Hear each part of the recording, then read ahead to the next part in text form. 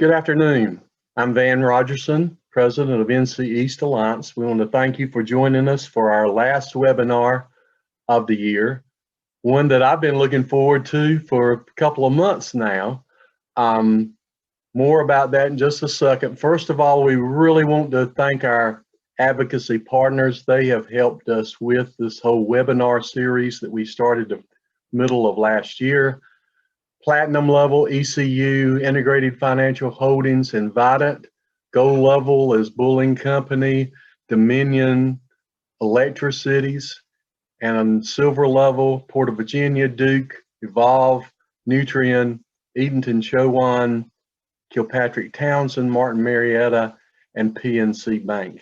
Thank you to everybody who supports us. But now we've got a really exciting topic that Laura from the Federal Reserve is going to talk to us about. But before that, Trey's going to give us a few Zoom logistics on what we need to do. Take it away, Trey. Thank you, Van, and happy holidays to everyone out there. Quickly run through the Zoom information. So first, we will have a question and answer period at the end of Laura's presentation today. So if you have any questions, you can hold off until the end of the presentation. She will field some relevant questions throughout her presentation if you have any. And if you want to ask a question, you can type it into the Q&A box and submit it, and we will get to it. If you'd like to ask a question live, you can click that raise hand icon in the bottom right. I'll unmute you and you can ask it live. The chat box will also be available if you'd like to type in your question there.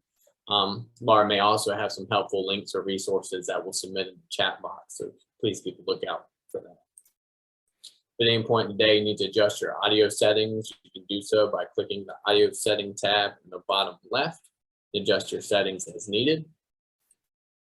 If you need to adjust your viewing options today, you can do so by clicking that View Options tab in the upper middle. Adjust your settings as needed.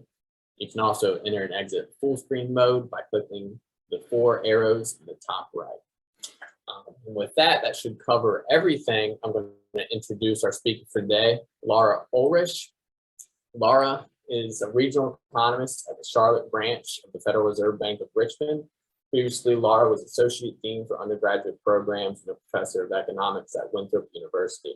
She earned a bachelor's degree in economics from the University of Georgia and a master's and doctorate in economics from the University of Tennessee.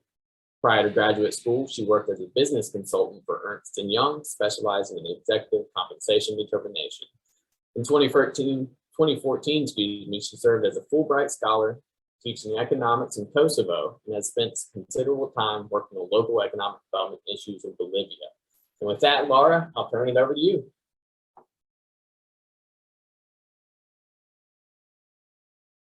Sorry, I was on mute there for a second. I needed to pay attention to the Zoom tutorial. Sorry about that. I'm so happy to join you guys today. I was lucky enough to get to speak to you last year, so some of you may have been here for that event as well. As Trey mentioned, I will, as I present today, take some questions kind of in real time and then also at the end. So feel free to put them in the Q&A box. I've got that open here in front of me. I'm going to go ahead and share my screen and jump right in. It will probably not surprise you that there is a lot to say right now. There's a lot going on in the economy at large. So because I work for the Federal Reserve, I'll always get to give this nice disclaimer that the views I'm going to express today are mine alone, and they don't represent an official position of the Federal Reserve Bank of Richmond or the Federal Reserve System.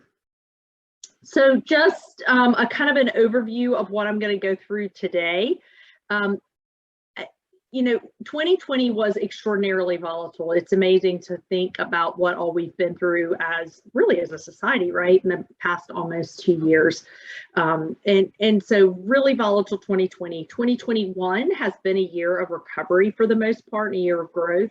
So real GDP grew at an annualized rate of 6.3% in Q1 and 6.7% in Q2. For Q3, it looks like we grew at about 2%, and really that pullback was very much about the Delta variant. The estimates for Q4 are for strong growth as well, around 7%. And GDP has fully recovered now to pre-pandemic levels. And, you know, just in case you forgot in your Econ 101, gross domestic product, GDP, is the value of all final goods and services made within the boundaries of the U.S. in a given period of time. So it's really incredible that we've recovered fully in that regard. And some of that's been driven by natural recovery, but it is impossible to ignore the fiscal support that's occurred as well. So fiscal support has gone not just to consumers through things like stimulus payments and unemployment benefits, but it's gone to businesses via PPP loans, and certainly, as everybody knows on this call, to state and local governments through the CARES Act and ARPA funds. So GDP and employment have both been recovering, but GDP growth is outpacing employment growth. So as of November, there were still 3.9 million fewer jobs than we had in February 2020, and that's a 2.6 decline. And so as we're out and about, we're having this interesting phenomenon that you guys are all seeing in real time, which is you're hearing that statistic, right? There's 3.9 million fewer jobs, which in theory should mean there are all these people that need jobs, but a lot of businesses are reporting difficulties finding labor, and I'll talk a lot about that today. And then the third thing I'll spend considerable time on today is inflation. You know, the Fed have been using the word transitory a lot earlier in the year. I'm going to show you some data that will show you kind of why that word was appropriate before, but maybe it's not now. The Fed met, you know, it's kind of like two hot off the presses things that happened. So we had the FOMC meeting this week, and then actually the payroll employment numbers came out this morning at the state and local level. And so lots of new data in here, but we can see that the FOMC has changed kind of their plan in terms of monetary policy, and I'll talk about that. So here's real GDP growth. So the blue bars are what has already happened, that we've already observed. And then on the right-hand side, you'll see the projections from FOMC participants. The Federal Open Markets Committee, or FOMC, that's the group that is determining interest rates. That's the group that met this week. That group is the 12 regional Federal Reserve presidents, plus the Board of Governors that Jerome Powell is the chair of. And those folks wrote, so all the Board of Governors always vote, and then 5 of the regional presidents vote, and they rotate who's the voting member. Tom Barkin, our president, has been a voting member in 2021, so he will not be in 2022. And so they make projections every other meeting on things like GDP, and so you can see their projections there. But in 2020, you see that we had the largest one-quarter decline, and it's actually the largest decline since the Great Depression, and we didn't measure quarterly GDP during the Great Depression, so really it might be the largest decline ever. We just can't say that, but the largest one-quarter decline since the Great Depression, and then the largest one-quarter increase since the Great Depression. And if you look at this, this is the same data, this is the same GDP data. This is in levels. You can see that we've now more than recovered. So this really does show a pretty steep V-shaped recovery in terms of GDP. But if you look at that recovery in GDP, you will see that kind of all things are not created equal within that recovery. So this looks at consumption, real personal consumption expenditures. Sometimes you'll hear people say, so goes consumption, so goes the economy, and that's partially true, because consumption makes up about 70% of GDP. And what you'll see here is that consumption has more than recovered, and it recovered pretty early in 2021, but that has been driven by spending on goods. Services has not recovered at this point. Now, part of this is because some of the services have not been able to be recovered. So for example, you know, think about last year, especially, let's say like certain services such as amusement parks or movie theaters, things like that were closed, right? You couldn't go spend your money there. For periods of time, elective surgeries were canceled, right? So you couldn't spend your money on certain services. So people shifted that spending to goods. Maybe they didn't travel as much as they did before, but instead they bought an RV, right? Because they couldn't get on a cruise ship or go fly on a plane. So we have seen this shift from goods consumption to services consumption. We are starting to see that change. So if you look at since about mid-2021, you'll see goods consumption has been falling a little bit, while services consumption has been increasing more. But while GDP has fully recovered, employment has not. And this is something that is getting a ton of press. I know this is not a headline for anybody that's listening to this today, but I am going to spend a good bit of time talking about why this is and maybe what might happen going forward. So we remain 3.9 million jobs below where we were before the pandemic, so that was February 2020. And the November report was disappointing. I will say there's some anomalies in that data that lead me to believe that those numbers might be revised upward. I'm hopeful of that. When the new data come out in December, they'll update the data from November as well. But regardless, we have not recovered at this point. However, North Carolina has done better than the US as a whole. So this is payroll employment growth year-over-year change. And I want you to look at the difference between the last recession or the Great Recession. So that's to the far left. During the Great Recession, the Carolinas, South Carolina and North Carolina, I'm the regional economist for both states, so I cover both states, but both of the Carolinas had a larger overall impact than the US as a whole. So they did poorly compared to the US in terms of employment and in terms of unemployment rates. This time has been very different. So you can see in the last recession, the lighter blue line, which represents South Carolina, was below the darker blue line. But for most of the pandemic this time, we've seen the opposite effect. And so North Carolina has really been doing pretty well. The new numbers came out today, and they showed the following. So North Carolina is still down compared to 2020. North Carolina is down 71,800 jobs. That's a 1.5% decline. But the US is down 3.9 million jobs, which is a 2.6 decline. So 2.6% decline nationally, but just 1.5% decline in North Carolina. So that's a positive for the state for sure. When we compare this across our districts, so the 5th district of the Federal Reserve Bank of Richmond represents several states. So it's the Carolinas, Virginia, West Virginia, Maryland, and Washington, D.C. And so if we look at how all of these states are performing, South Carolina and North Carolina really are leading the pack. And what this graph shows is it indexes employment to February 2020, and it shows what percentages of jobs were lost and then how many have come back. And so you'll see there that South Carolina and North Carolina are at the very top. So we've had the best recovery, and it's hard to tell, but the order of those lines, as you see there, are South Carolina, then North Carolina, then the US, and then the other parts of the 5th district. So South Carolina and North Carolina have really outpaced Maryland, Virginia, and West Virginia, as well as DC. DC is way behind, and the main part of that is because Washington, DC itself, you know, a lot of people commute into DC to work, and many of those people are still working remotely, as I am. And so Washington, as well as think about Washington, D.C. and how many, school field trips and other sorts of, international tourism, how many people come from over, Asia to come to Washington, D.C. or Europe to come to Washington, D.C. That stuff just hasn't been happening much. And so they really are lagging the rest of our district really significantly. This is a pattern actually focusing on D.C. that you'll see in a lot of urban places right now. The urban core is lagging the suburbs. So if we look at Charlotte, for example, the city of Charlotte's employment is lagging the suburbs around it. And that is because we have less people working in the core, right? So I used to go there every day. And when I would go, I would have lunch, right? I went to the doctor up there pre-COVID. I got my hair cut up there, but now because of COVID, and I haven't been doing that commute. It's a 45-minute commute for me. So I'm not going to drive 45 minutes to go to the doctor, right? So I've shifted some of that consumption to where I live rather than where I work.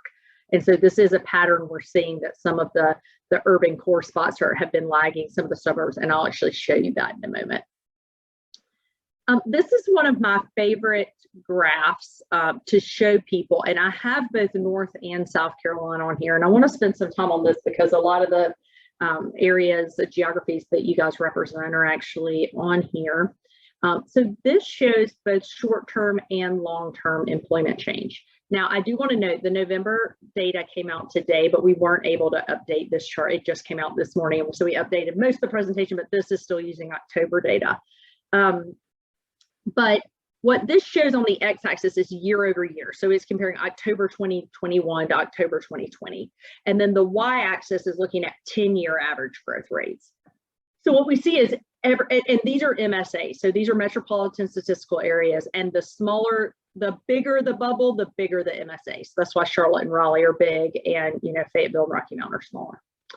So all the MSAs in both North and South Carolina have seen positive employment growth between October 2020 and October 2021. That's not surprising, right? Because we're comparing it to this this pandemic year.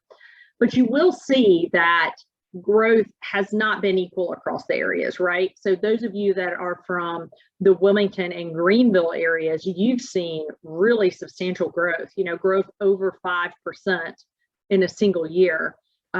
Whereas in New Bern and Jacksonville and Fayetteville and Goldsboro, it's 2% or less. So big differences. The other thing you'll note is that the blue circles are South Carolina, green is North Carolina. You probably already figured that out. But South Carolina MSAs are all in positive territory for average long-term growth. So even some of the more rural MSAs like Florence are in positive territory. North Carolina is a little bit of a different story. There are 3, Goldsboro, Fayetteville, and Rocky Mount, that are actually in negative territory when you look at it from a 10-year perspective. This is, of course, really important because communities that have been losing employment for longer periods of time face different issues than those that are just going through this one weird COVID period, right? Places like Raleigh and Charlotte, sure, they took a big hit in 2020, but these are rapidly growing MSAs. They're going to continue to be rapidly growing. But some of the more rural places where you've had continuing declining in employment, and many of you live in counties that have lost, the census showed you've lost population over the last 10 years, that's a different conversation, right? Because there's longer term issues related to a declining tax base, longer term declining in employment and things like that. So I point that out to say that a lot of the message I'm going to give you today is that North Carolina is doing great, and that is true, especially from a relative point of view.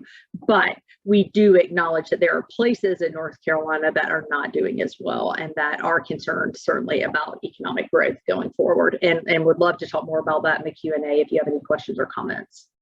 So this shows a close-up look, and I actually showed you guys this last year. This is the job loss between February and April of last year. Sorry about that. So you can see Pitt County, Wayne County, they lost over 16.5% of the jobs in their county during that period of time. Whereas some of the other counties, Bertie, Hyde, they didn't see as much of a loss. But what we can also look at is what has happened since then. So if we look at that point until October 2021, we'll notice a few things. Number one, the recovery has not been even. There are certain geographies that have done much better than others. That's A. But B, the other thing is that overall, the counties in North Carolina have done well. So the worst performing county in terms of employment, like employment growth since the crash last year, or since COVID hit last year, is Scotland County. And still, I pulled up that number. Still, it's, over 89% in terms of employment recovery. The other counties have over 90% employment recovery, and many counties, the darkest blue, have more than recovered. So you can see this includes areas around Raleigh. So it's interesting, right? Wake County hasn't recovered as fast as some of those surrounding counties, like I mentioned to you. If you look over at Charlotte and Mecklenburg County hasn't recovered as quickly. All the counties below Mecklenburg County on the South Carolina side have more than fully recovered the number of jobs, whereas Mecklenburg County, I think, is close to 95%. Also, some of the counties along the ocean have on the coast have recovered very, very well. And a lot of this recovery is driven by two things. One of them is this kind of metro area effect that I talked about, where you have all these people that work in a big city and now they've been sent home. And so now you have, I joke all the time. I'm like, oh, I live in Rock Hill, South Carolina, but I joke I have the, Federal Reserve Bank of Rock Hill, South Carolina now in my house. So you have these people who've been sent at home and their economic activity has gone with them. And then you have this other effect that is literally about natural geography. This crisis has caused people to flock to areas where they can naturally socially distance. It also has led to pretty rapidly increasing retirements. So we've had way more people retire than we would have had in a normal year. And so you can see this on this map too. Some of the areas, you know, the far western North Carolina, up Boone, Blowing Rock, that area, and then some of the coastal regions have really grown due to these two things. So from a national perspective, there are only two sectors that have fully recovered. So this shows the change of employment since last February to November. And transportation and warehousing has increased by 210,000 jobs, and financial activities has increased by 30,000. But everything else is still down significantly, pretty significantly. And you'll see that the three industries that have been hit the hardest are leisure and hospitality, which is no surprise, right? And then government and education and health services. North Carolina is very similar to this in some ways and different in others. So if we look at North Carolina, there are more sectors that have fully recovered in North Carolina. So you've got transportation, warehousing, utilities, which has grown by over 20,000 jobs. This is dominated by warehousing. Okay, so increases in warehousing and some increases in transportation. But, you know, I was telling somebody this morning in an interview, the concept of just-in-time inventories have really burned a lot of companies, right? They were used to things being delivered, whether it was by air or by ship, then using those inputs immediately to make things, right? So they didn't have to warehouse a lot of things. They've been burned by that, right? Because of all the delays from shipping, the inability to ship things by air, you know, ships sitting out in the middle of the ocean waiting to come to port in some cases. And so companies are shifting to warehousing more things. At the same time, e-commerce exploded because of the nature of the pandemic. So we're really seeing warehousing shoot through the roof. And we're hearing this all day long about, you know, how strong the industrial sector is in commercial real estate. In additional, professional and business services is way up in North Carolina as well. You know, this is dominated by the Charlotte market, but other parts of the state have done well in addition to that. And we also see construction up pretty significantly. There are three sectors in North Carolina that really are down a lot. And it is the same three that are down nationally, but you can see the difference is more extreme in North Carolina because we have so many sectors that are in positive territory. And those three are leisure and hospitality, not surprising, government, and education and health services. Now, it is important for me to note a couple things. Number one, education and health services only includes private education because public education providers are government employees, right? So this is private education as well as things like daycare centers. And then all health services. If you dig down deeper into that sector, what you'll see is these job losses are really in the education part of the sector, as well as in healthcare that is more related to like nursing home care. As you can imagine, some of the censuses in nursing homes really went down during the pandemic. A, because there were people who got sick and died in nursing homes, but B, because people were more hesitant to put their loved ones in a nursing home during this time period. So there are fewer employees there now. In addition, in terms of daycare, think about how many children are not in daycare that normally would be because of some of the work at home arrangements. And then on the government sector, similar, if you break that down, you'll see that federal government, so this includes state, local, and federal government employment. Federal government employment is actually slightly up compared to pre-pandemic. So these losses are in state government and local government. And if you dig down further, you'll see they're almost entirely in education and state and local government. What is the difference between those two? State government generally is colleges and universities and community colleges. Local government education jobs are K through 12 school district jobs. There are some exceptions to that. For example, like the governor's schools, those are owned by the state. So those are included in state government. But for the most part, state government is colleges, universities, community colleges. Local is K through 12. Employment is down in both of those sectors, subsectors. Some of these are people leaving jobs, but many of these are also jobs that are open, that are not being filled. And that might be for two reasons. It could be a supply issue or a demand issue. So let me explain what I mean by that. The demand issue is maybe people just don't want to be daycare workers right now, right? So there are job openings, but people aren't applying for them or they're unable to fill the jobs, find a good candidate. So it looks like a job loss. But the other thing that is occurring at many colleges and universities and community colleges is hiring freezes. So if a job, if somebody leaves right now, I know the university where I used to teach in South Carolina has this right now. if somebody leaves a staff position, they are not refilling that position right now due to budget issues. And that is because enrollment is falling significantly at a lot of schools. Now, there are some types of colleges and universities that are doing really well. The data tell us that selective universities are doing very well. Private colleges, kind of semi-elite to elite, are doing very well. If you look at the data, you'll see places like High Point University has their biggest ever freshman class this year. And some of the flagships are holding their own, but some of the other more regional sized universities, so places like, UNC Asheville, are shrinking, have declining enrollment, and some of the less prestigious private schools have declining enrollment. The largest enrollment declines that we've been seeing nationally, though, are at the community college level. So since 2019, if we compare fall 2021 to 2019, national community college enrollment is down 14.8%. Really concerning numbers in terms of training the workforce. This is something I spend a whole lot of time on. And so in those institutions, for the community college, if they're down 14.8%, they don't need to have as many people working for them, right? And so they might have higher increases in place. So really, when it comes to employment loss at this point in North Carolina, it really is a story of leisure and hospitality and education at this point, from my point of view. So a lot of industries have rebounded, which is great, but the recovery looks less positive when you consider labor force participation. So labor force participation rate is essentially the percentage of the adult population that is either working or actively searching for work.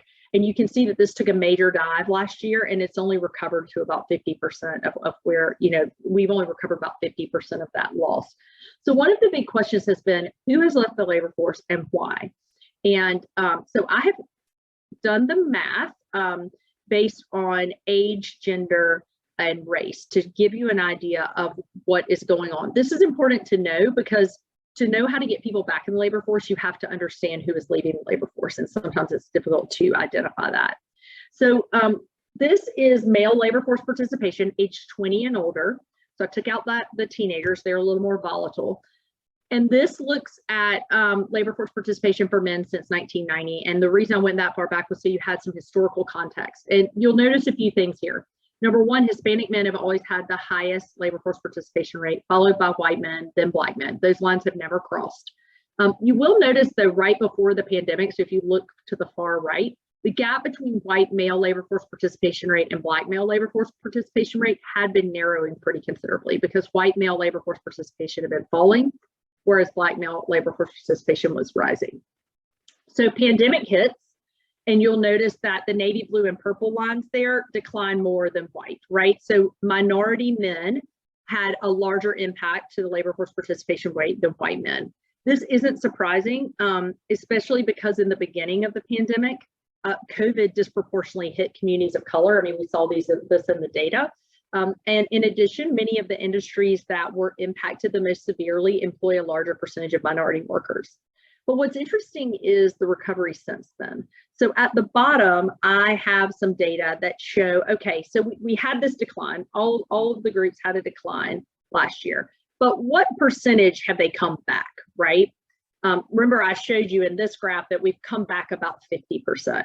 So we break it down by gender and race, what percentage have come back? And it's interesting. So minority men have returned, even though they had the larger impact up front.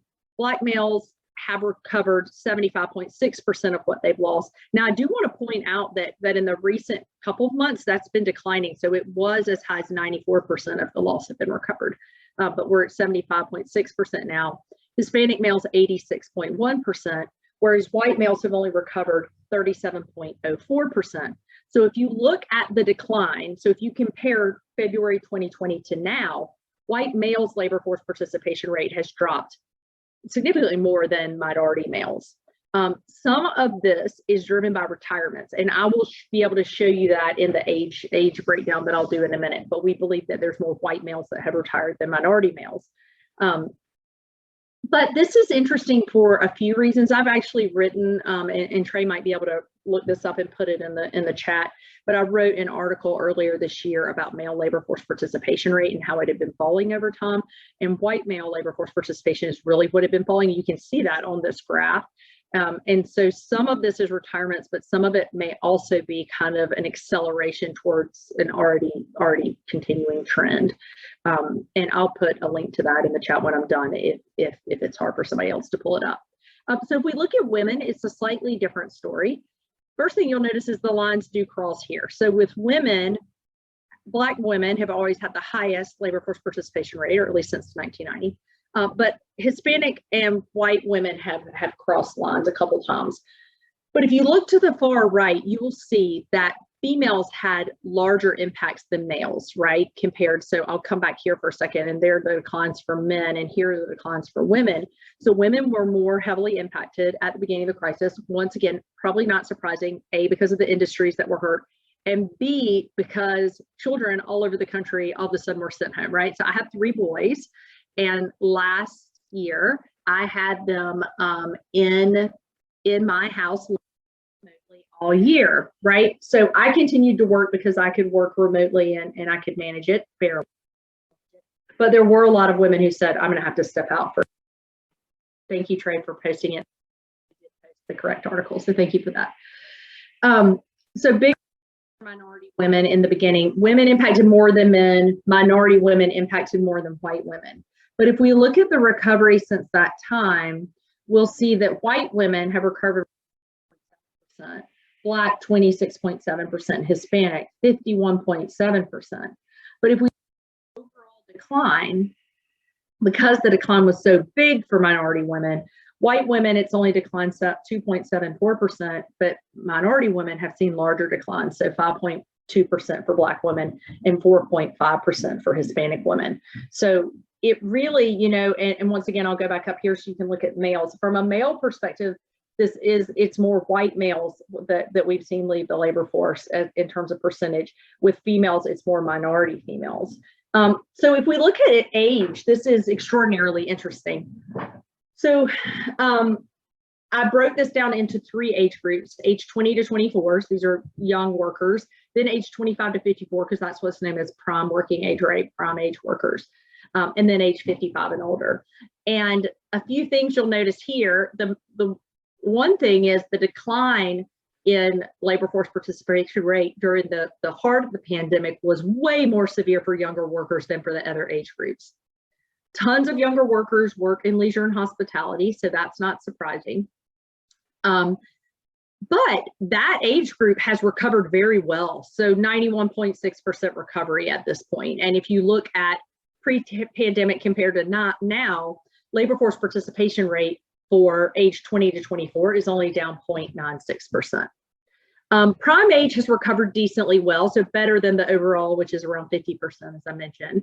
And so the overall decline is just 1.3%. Is age 55 and older where we've seen the most action. So this is really interesting. The labor force participation rate has fallen even further since last spring. Okay, this is this concept of the Great Resignation. There are a lot of people who are quitting their jobs, and many of them are people who have accelerated retirements. This is because of a combination of factors. So this is from everything from people not wanting to, there were some people, I even know a couple who were close to retirement, and when everything transitioned to work at home and increased technology, they were like, I'm done. I don't want to do that. There are other people, quite frankly, the stock market has done very well, so their 401ks look good. And maybe they've just thought more about life during this period of time, and they're like, I'm ready to retire. And so that age group has had a 4.71% decline in labor force participation compared to pre-COVID levels. And if you do the math, if I go back to this national data, this decline that we haven't recovered is about 3 million people, roughly, a little less than that. But if we look at, and actually that changed this as of this month, so I'll give you that number. Actually, we are down, in terms of labor force, we are down 2.4 million now, okay, 2.4 million. If I look at this 4.71% decline in the labor force of people over age 55. That represents close to 1 million people. So we're getting to the point. Before I was saying a third of them, but now it's way more than that. So we're getting to the point where the over 55s that have left are making up a really substantial percentage of the people that left the labor force. Why is this so important to point out? This is important because these folks are much less likely to rejoin the labor force than those minority females that I pointed out to you that haven't rejoined if they're younger. So people, if they're over age 55, especially if they're old enough to turn on their Social Security, the probability of them coming back into the labor force in a real meaningful way is quite low. And that's mainly because they've made the decision to retire, but also that turning on of Social Security, that's an administrative burden. You can't make much money and get Social Security, and so people tend not to re-enter the labor force once they've made that decision. They can, of course, they can turn off their Social Security and re-enter, but it's much less likely. So this is important for companies to know, because the reality is that it's going to be very difficult to get some of these people back. And in my opinion, it is unreasonable to expect a full recovery because of these figures. I don't believe that's going to happen. I think we've had an acceleration of retirements. That might mean fewer retirements in the next few years, right? So we might end up kind of getting back to where we would have been 4 or 5 years from now. But I think it's unreasonable to expect a full employment labor force participation recovery because of these data. So when we ask people that are unemployed, why aren't they returning to work, we get varied answers. And this data I like because it's from Indeed, which of course is a giant job search website. And they can identify people that are looking for jobs, but aren't really urgently looking. So they might log on every now and then, every few days, see if there's a job available, click on 1 or 2, but they're not urgently working, posting resumes, things like that. And they ask these people, why are you kind of looking but not urgently looking? And this shows the data from June to October. And what you'll notice is that there's a whole host of reasons. Some of it is COVID. That has declined over time some, which makes sense, right? Although today with Omicron, it might be back up again. But there's other things too. Care responsibility, so child care, school issues is a huge thing. Elder care, unemployment payments was somewhat of a reason, but you can see that's declined really significantly because that's pretty much dried up. And you'll see financial cushions and having a spouse employed are all up there too. I like this because it points out that there's not one thing. This is a multitude of things. And so for some families, it's, childcare is harder right now. And we do have more of a financial cushion. And my husband does have a job, and I am a little afraid of getting COVID at work. So maybe I'm not quite ready to re-enter at this point. And there's data where we can see this financial cushion, and it's going to be interesting to see as this diminishes over time, what happens to labor force participation. I do think, especially many of these women who have left labor force, because I think those women are more likely to be kind of in this complicated matrix of decision making where they are dealing with children and maybe elders and work. Those people may be more likely to go back as the financial cushion declines.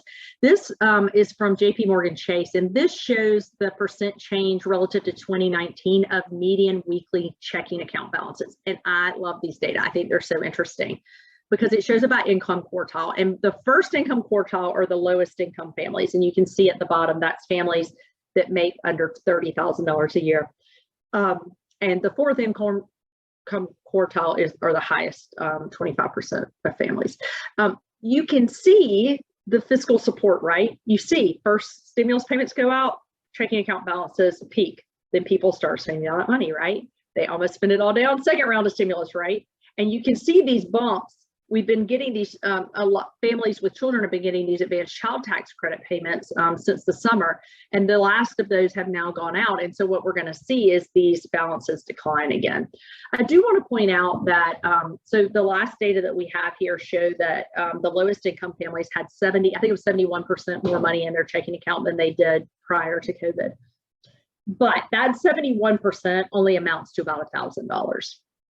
So the story of families, especially low-income families, having so much money that they're able to just sit out of the labor force, I don't think is much of a narrative at this point. They do not have thousands and thousands of dollars that they can, on average, that they can live off of to be able to stay out of the labor force.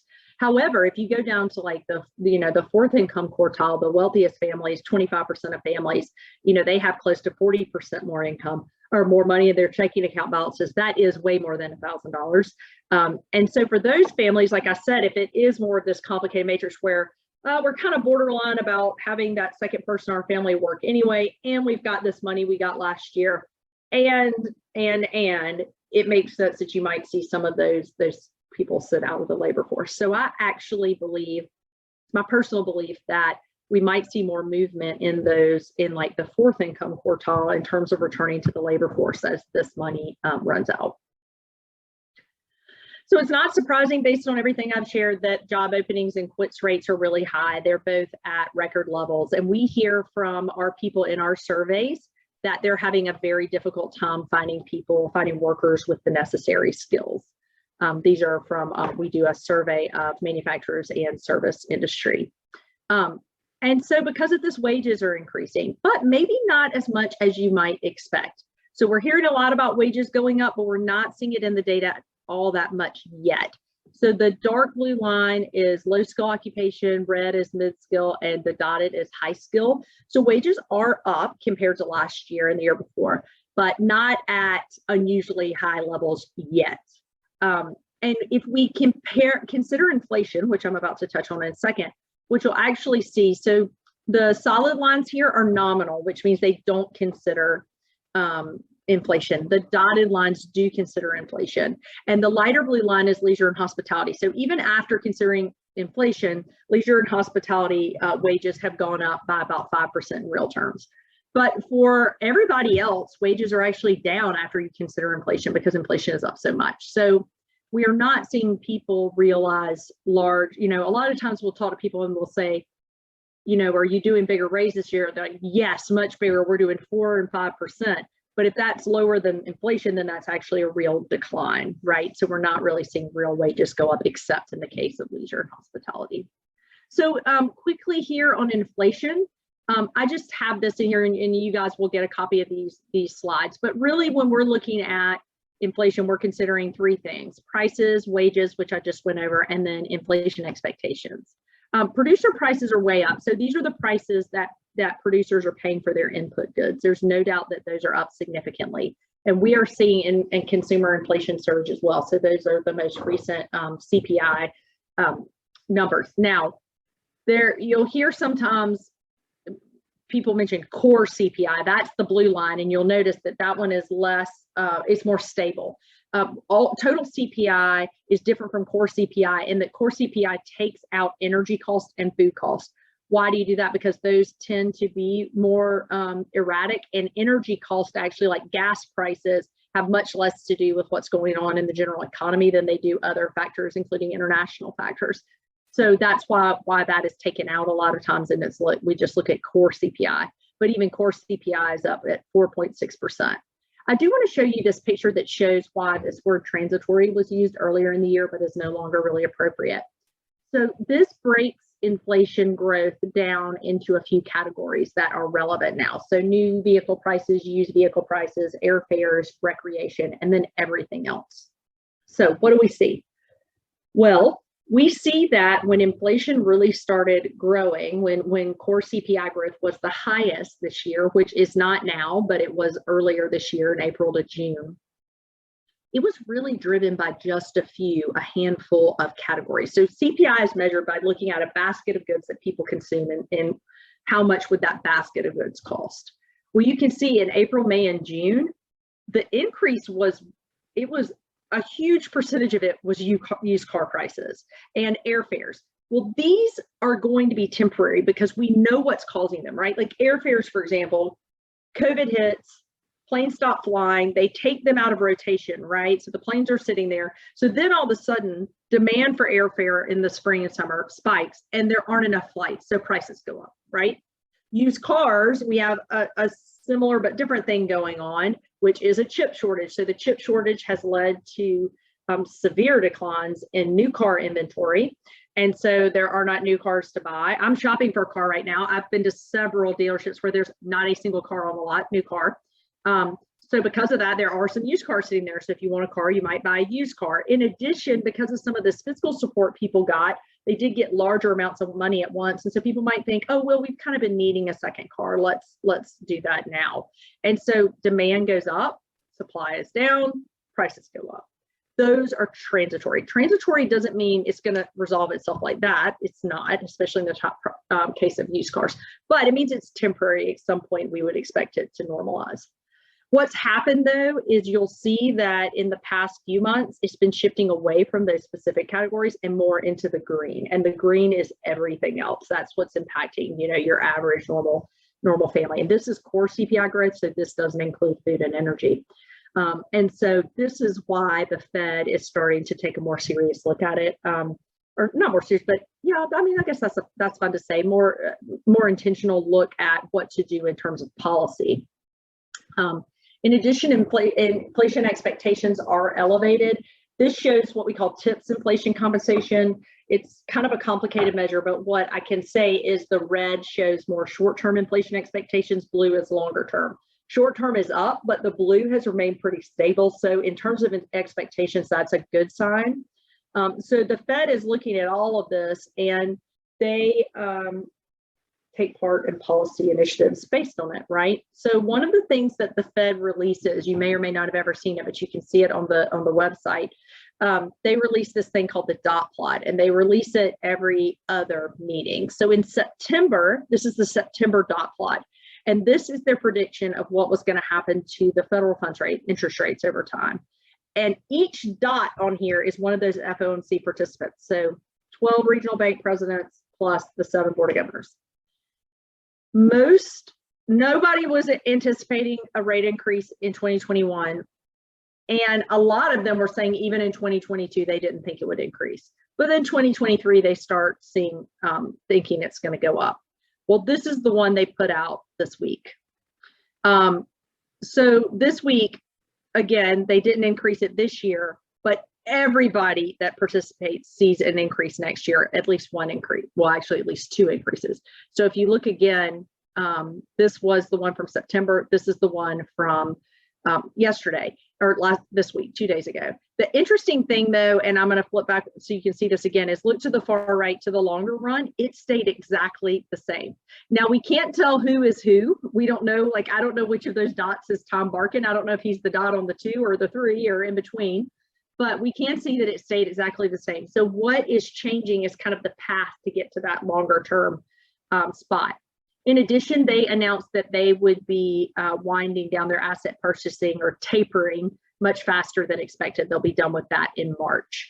It doesn't really make sense to raise rates until the tapering is done. So they kind of have telegraphed that to expect some rate increases in 2022 after that time to deal with inflation. And also, they put out these projections. These are September compared to December. These are the FOMC projections for inflation, employment, unemployment rate, and the change in real GDP. And the thing I wanted to point out to you is that in the longer run case, all the projections stayed exactly the same. Really, in the 2024 case, they all stayed the same. It's just 2022 and 2023 where they're seeing some differences. And so you can see that there. And so I think they pretty clearly telegraphed the tapering is happening, and then some rate increases in 2022. So where do we go from here? And then I'll be eager to take questions from you guys. The biggest concern remains COVID. Right now, the Omicron variant is very concerning. If you look at what's going on in certain countries, I'm supposed to leave for England on December 28th, and England right now, I read an article right today where England bars and restaurants, they haven't been told they have to shut down, but they're just shutting down on their own because it's gotten so bad. And things like, plays have stopped, have shut down again and things like that. But there's also concerns about vaccine mandates. How do you handle other COVID related policy? Will people quit their jobs? I saw yesterday, I think 100 Marines left because of their, or were discharged because of their mandate. I think we had 5 people at our organization. We have a mandate, and I think 5 people were let go. So, will there be a certain significant number of people that have to be let go or quit because of some mandates? And then when will life return to normal enough for people to re-enter the workforce? I do think that the path to a full employment recovery remains uncertain. So will all these leisure and hospitality jobs return? There are new innovations that are happening in certain industries because of the labor shortages in certain jobs that may replace some of those jobs, right? Will a significant number of workers be reskilled? Why is community college enrollment declining? Is it possible to recover all these people? I think a lot of that is still unknown at this point. And it's unknown because this is so unprecedented, right? We don't have a model where we can just say, okay, here's the exact forecast of what's going to happen, because we've never been through this before. And so it's important to realize how complicated all of this is, and especially the complicated nature of these decisions for families. These aren't just very cut and dry black and white issues. And I'm sure everybody on this call, either you've had it in your own family or somebody that's made a different decision about where to live, how to live, where to work, how to work during the pandemic. Inflation is rising and is transitioning price increases that aren't transitory. And we can certainly see that. And that's why the Fed is adjusting policy. And I think overall, the outlook for North Carolina is extremely strong. The data are telling us that, that forecasts for 2022 are strong growth in the US in terms of GDP, and North Carolina will likely outpace that. In the near future, I expect North Carolina to outpace US growth. I do think the outcome for more rural parts of the state and the nation are more uncertain, but I do think remote work could really be a game changer. And as companies kind of finalize their postures going forward, you might see people relocate. I actually have a good friend who sold her house in Charlotte closed yesterday, and she's calling herself a digital nomad. Maybe that's a term. I don't know. I'd never heard of it. But her first stop is Lisbon, Portugal. So she's going to fly to Lisbon, Portugal and work there for a while and then come back and just work from wherever. She's single, and she said, that's what I want to do with my life. So there are people like this, and there are families that would rather live in rural spaces. And so we may see some more permanent relocations because of that. So I will pause there, and hopefully we have time for some questions. Thank you, Laura, for that awesome information and presentation. And as Laura said, we have about 10 minutes for any questions from anyone. So as Van's writing out his dozens of questions, I'll go ahead and mention that this was recorded. I'll process the video and probably send it out next Monday, as long with Laura's slides as well. I'll send those out as well with the recording.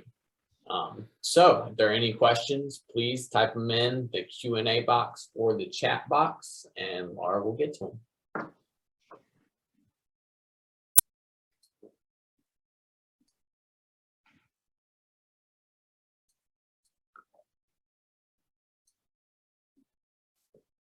Or comments too. If you have a comment you'd like to share, raise your hand and share it. I'd like to hear about what you're seeing and experiencing where you are, where you sit.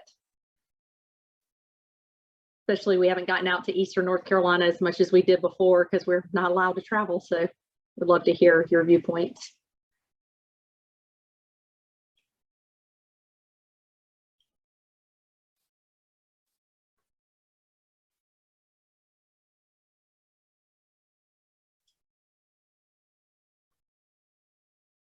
Yeah, so I see a question here about the remote work in rural areas and challenges related to broadband. Is there a solution? So I think there are solutions. There are expensive solutions, but there are solutions. I am heartened by the amount of money that's in the infrastructure bill for broadband. I am concerned that that's going to take a long time to be rolled out, and we need this now for, as people are making decisions about where they're going to be for remote work. There are parts of North Carolina that are still rural that have pretty decent broadband. There are parts where it's terrible, right? I do see it being a major issue. People are not, people that are working age that need to work remotely are not going to put themselves in places where they can't get internet connection and their cell phone doesn't work. So for rural communities that want to capitalize on this trend, they're going to need to have good broadband access. I did talk to somebody the other day, this was in South Carolina, but a rural community that had found a way to kind of leverage the promise of some of this infrastructure money. Like, we know this is coming, here's what we know we can do with it, but in the meantime, we need to be moving and getting ready and starting, and they had kind of leveraged that opportunity. And that was just yesterday that I had that conversation. So I've been interested to think about, is that possible in other places, but it's a big issue. So I see another one you mentioned. So John Chaffee said, you mentioned that some industries are adapting to labor shortages by adapting and deploying technology. In what sectors is this most prevalent? I definitely think there's two where it's most prevalent. The first is leisure and hospitality. If you go into a lot of restaurants now, you know, you can scan your menu on some of them. You can order on your phone and on the app or on your phone, and the food just comes to you, right? That allows them to not need as many people. The other one is manufacturing, and we're hearing a lot about innovation in manufacturing. That takes a little time, right? You can't just like snap your fingers and have some machine that can automate in the ways you might want to. But we are hearing companies say they are more willing to invest in that automation now because of the labor shortages. And this is, you know, I would, there's a report from MZ out there called the Demographic Drought. It is really interesting. And if you haven't seen it or read it, I strongly suggest you look it up. So MZ EMSI, and it's Demographic Drought. If you Google it, it'll come up. And it talks about how this is a longer term issue because it's baby boomers that are retiring, and that's the biggest generation, and there's not a giant generation behind it. And so this is likely not just like a short term issue, it's more of a longer term issue. And so I think that those data and those stories are leading some companies to be more willing to pay for automation than they may have been previously.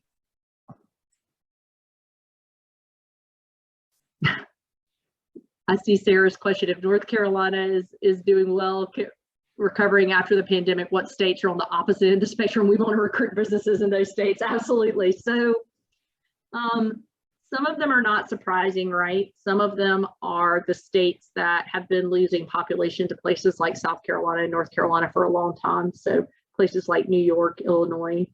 Some are more surprising. So, you know, one of the biggest, so, you know, if you look at migration patterns, one of the ones, and actually it started showing up before the pandemic has accelerated the California to the Carolinas path.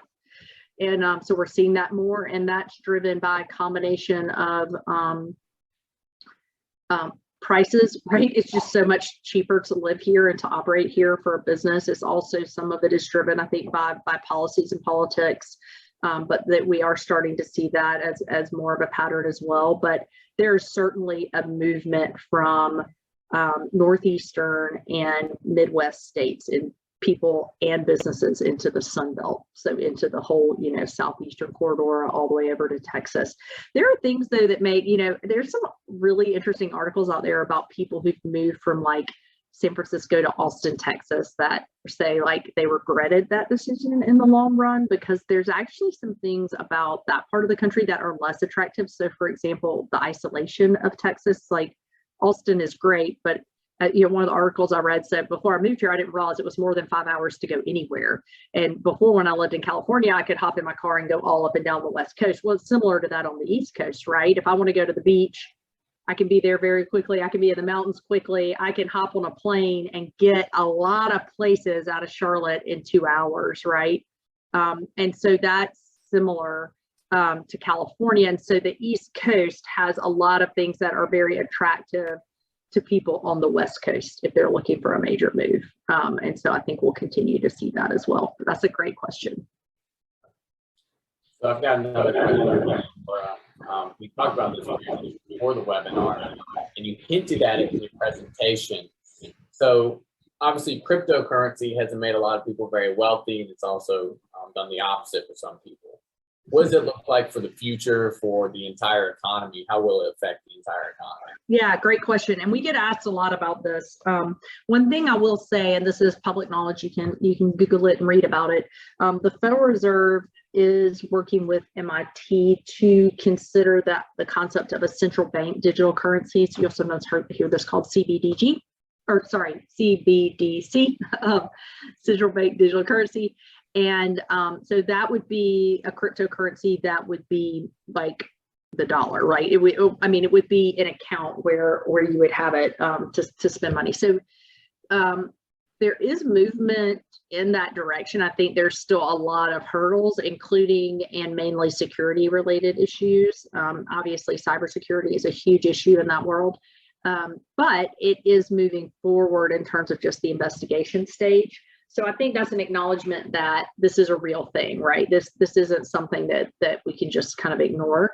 Cryptocurrency is obviously growing in terms of how many people understand it and own a little bit of it, but it still really is not used by a large percentage of the population. So it still kind of remains an outside force right now. But especially when you're looking at international transactions, you know, I do some nonprofit work down in Bolivia. I think you mentioned that in the intro. And like right now, if I wanted to send $100 to my nonprofit contact down there, I'm going to have to pay $50 transaction fee. If you look at the fee my bank charges and the fee his bank charges, if I could transfer Bitcoin, it's free, right? I can just transfer it and he has it immediately. It's on the blockchain. It's a clear ledger. Right now, places like Bolivia have made Bitcoin illegal because that ability to circumvent the banking system in a place like Bolivia is highly threatening to the country because there's so much corruption built into that. And also those fees that they collect are big money makers for them, right? The US system is different. We don't have those same types of issues. So for us right now, it's more of an investment opportunity for a lot of people, I think, rather than something that they're using for transactions. But I think in the future, especially for people that deal in business internationally or in private transactions internationally, there's huge opportunities. Thank you, Laura. And I don't see any more questions, I don't believe. It is 3 o'clock, so that is our time. So Van, do you want to close us out? Yes, just thank everybody for joining this webinar. Laura, you did an awesome job. Covered a lot of topics that I know I was interested in. I hope you all have a great holiday, and all of us at NC East Alliance look forward to working with you in 2022. See you next year. Bye-bye.